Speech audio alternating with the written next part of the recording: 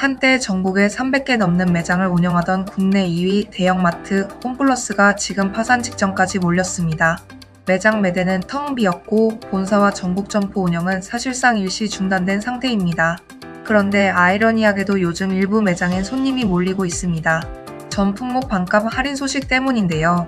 오늘은 홈플러스가 어쩌다 이 지경까지 왔는지, 지금 정확히 어떤 상황인지, 그리고 앞으로 어떻게 될지 정리해드리겠습니다. 먼저 홈플러스가 어떤 곳인지 간단히 짚고 갈게요.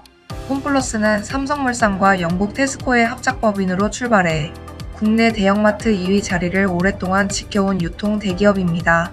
그런데 2015년 사모펀드인 MBK파트너스가 약 7조 원의 홈플러스를 인수하면서 대주주가 바뀌었고, 이후로 매장 매각과 구조조정이 반복되면서 몸집이 계속 줄어들었습니다. 그리고 결국 올해 자금난을 이기지 못하고 기업회생 절차를 신청하는 상황까지 오게 된 겁니다. 사실 홈플러스의 위기는 하루아침에 벌어진 일이 아닙니다.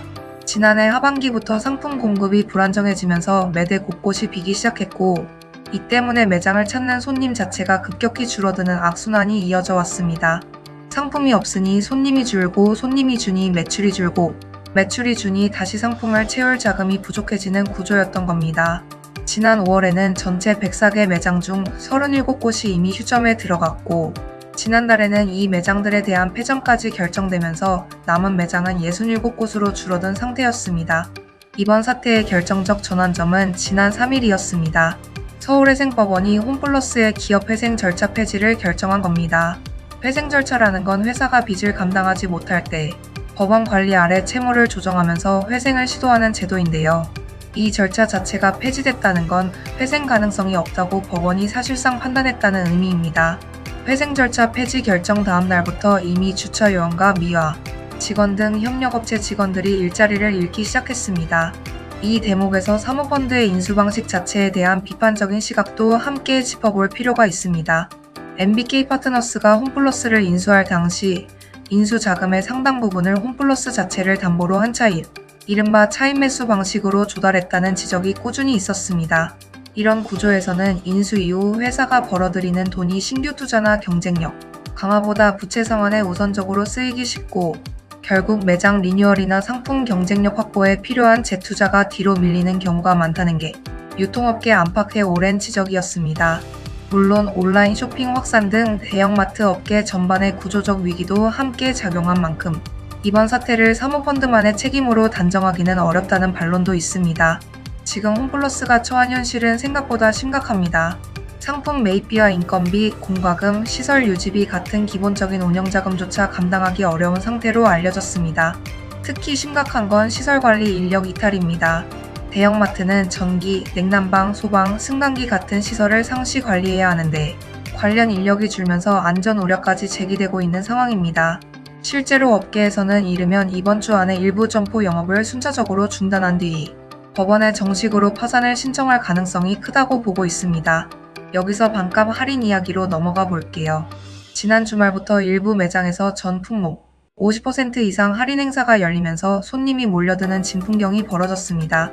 서울 강서점의 경우 계산대 앞에 긴 줄이 늘어섰고, 냉동피자, 얼음, 파스타면 같은 자체 브랜드 상품부터 침구류, 의류, 슬리퍼, 화장품, 가전제품까지 순식간에 팔려나갔습니다. 그런데 이 할인 행사는 매출을 늘리기 위한 정상적인 마케팅이 아닙니다. 업계에서는 이걸 남은 재고를 최대한 빨리 현금화하려는 조치로 보고 있습니다. 즉, 이 할인 행사 자체가 이미 청산을 염두에 둔 움직임이라는 해석입니다. 실제로 매장 안 풍경도 정상적이진 않았는데요. 인력 부족으로 관리가 제대로 안 되면서 남은 분유와 기저귀가 빈 박스와 뒤섞여 있고, 손님들이 아무데나 내려놓은 상품들이 곳곳에 널려 있었다는 현장 보도도 나왔습니다. 그럼 파산 신청은 정확히 언제 이뤄질까요? 홈플러스는 회생 절차 폐지 결정에 대한 즉시 항고, 기한인 20일보다 앞선 16일 전후로 파산을 신청할 가능성이 크다고 알려졌습니다. 왜 항고 기한이 끝나기도 전에 서둘러 파산을 신청하려는 걸까요? 여기엔 이유가 있습니다. 항고 기간 안에 파산을 신청하면 회생 절차와 연계된 이른바 결련 파산을 밟을 수 있는데, 이 방식을 택하면 회생 단계에서 이미 발생한 공익채권의 우선순위를 그대로 인정받을 수 있습니다. 반면 항고 기간이 끝난 뒤에 일반 파산을 신청하면 채권 변제, 절차 자체가 달라지면서 이해관계자 간 혼선이 훨씬 커질 수 있습니다. 현재 홈플러스의 공익채권 규모는 협력업체, 납품대금과 미지급 임금 등을 포함해 약 1조 원 안팎으로 추정되는데요. 이 돈을 받아야 할 협력업체와 근로자들의 피해를 최소화하기 위한 선택이라는 게 업계의 해석입니다. 다만 이렇게 결련 파산 절차를 밟더라도 모든 이해관계자가 온전히 보호받는 건 아닙니다.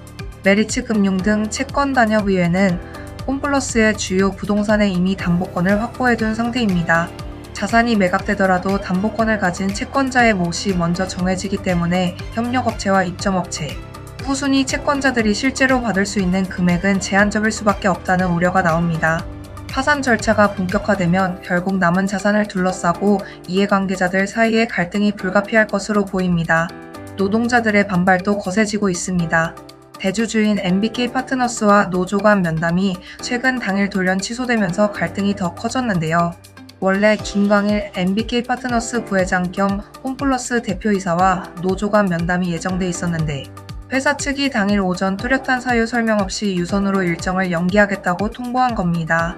노조는 홈플러스가 파산 기로에 놓인 급박한 상황에서 대주주가 책임 있는 태도를 보이지 않는다며 강하게 반발했습니다.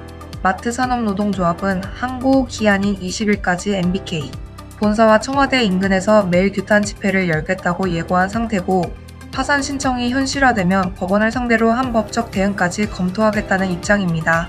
지방 점포들의 상황은 더 절박합니다. 울산에 남은 두 점포는 2주 안에 2천억 원의 자금을 마련하지 못하면 청산 절차로 넘어갈 상황인데요.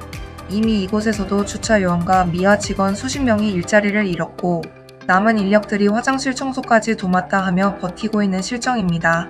남은 점포마저 문을 닫으면 마트 노동자와 입점업체 종사자 등 400여 명이 추가로 실직 위기에 놓이게 되고 파산 절차가 진행될 경우 고용 승계도 사실상 어려운 상황입니다. 정치권도 나서긴 했습니다. 더불어민주당 을지로위원회가 MBK 파트너스와 메리츠 금융그룹 관계자들을 불러 긴급 운영자금 투입과 회생 방안 마련을 촉구했지만 구체적인 투자나 자금 조달 계획은 아직 나오지 않은 상태입니다.